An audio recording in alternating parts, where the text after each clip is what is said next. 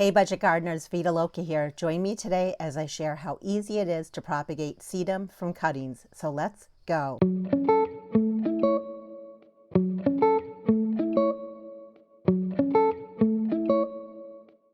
Sedum is a perennial here where I live. There are so many different kinds of sedum out there. There are the taller varieties, there are the shorter varieties. My favorite kind of sedum are the ones that bloom in the late summer, early fall months when I don't have a whole lot of other color happening in my garden. In today's video, I'm going to share with you how easy it is to propagate sedum from cuttings. However, I've also had a lot of luck propagating it from division. And division is great if you have a lot of a particular kind of sedum already in your landscape. And if you want to know how to propagate sedum from division, I'll put a link to it down in the description below as well as up above. But if you don't have a lot of a particular kind of sedum in your landscape and you want more of it, or if there is a sedum that you don't have, but a family member, a friend, or a neighbor has it, you can always take some cuttings from their sedum and propagate those cuttings to create more plants for your garden. Kinds of sedum. The first question is, will this method work with all different kinds of sedum? It absolutely will. There are two main categories. One are the tall stonecrops. A variety that I have in my landscape, and I'm sure many of you do as well, is called autumn joy sedum. But then there are stonecrops that are called the creeping stonecrops. Those are more of the ground cover varieties. Many of you may have the dragon's blood variety.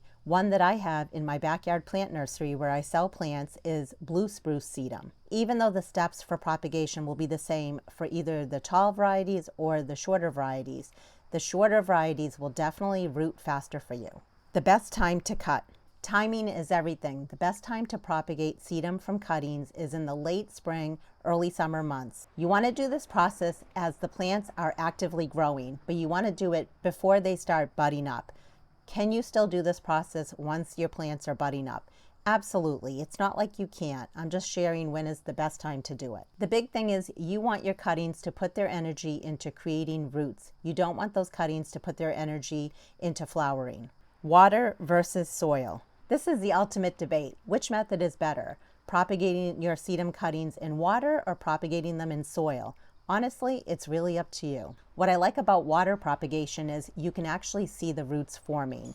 You know that something is happening. Although rumor has it that when you take the cutting and just stick it in soil or potting mix, your plant will have a more robust, more resilient root system right from the very beginning. So if you're looking for less shock on your plant, then you might just want to go ahead and stick the cutting in soil or potting mix. However, if you want to do a fun science project and you want to see those roots forming, then you may want to stick your cuttings in water. No matter which method you use, it can be in water, it can be in potting mix or soil, just know that the preparation of the cutting will be identical. Find a healthy, non-flowering stem. Use clean pruners to snip a piece about 4 to 6 inches long. Make the cut right below a leaf node. Strip off the bottom 2 inches of the leaves. Your new roots will sprout directly from these exposed nodes. Optional but highly recommended. Let your cuttings sit in a shaded, dry spot for 24 hours. This lets the open wound callus over, which completely prevents rotting. Now, I've never let the ends callus over. I've just directly stuck them. But I've heard that it's best practice to let the ends callus over before you go ahead and do anything with them.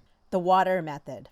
Take your calloused cutting and drop it right inside a clear glass jar filled with room temperature water. Make sure only the bare, stripped stem is submerged. Leave the remaining top leaves completely out of the water so they don't rot. After that, place the jar in a spot where it gets bright, indirect sunlight. Be sure to change the water every 1 to 2 days. You want to make sure that it's staying fresh and oxygenated. In as little as 7 to 10 days, you should see bright white roots exploding from the stem.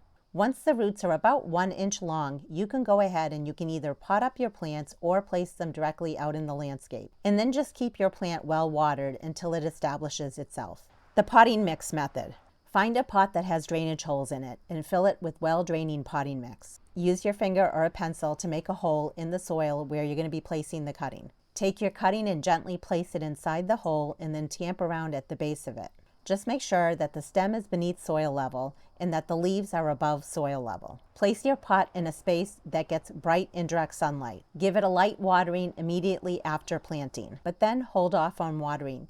Let it dry out a little bit in between and then water it as needed. In other words, you want to keep it damp, but you don't want to keep it soggy. Wait at least 3, if not 4 weeks, and then after that time, you can go ahead and gently tug or gently pull on your cutting. If you feel resistance, congratulations, your plant has started to create roots and anchor itself in. Now, I shared my method for taking that cutting and putting it in potting mix that's in a pot.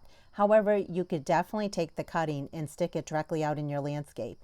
But just know that if you're going to do that method, you want to make sure that the cutting doesn't completely dry out, and you also want to make sure that the cutting doesn't get too much water because that can rot the cutting. So no matter what method you choose, just make sure that your cuttings have a great root system, and once they have a very good root system, at that point you can go ahead and place those plants out in your landscape. Let me know in the comments if you've ever propagated sedum. If so, what kind and what was your process? And until the next video, make it a great day with gardening.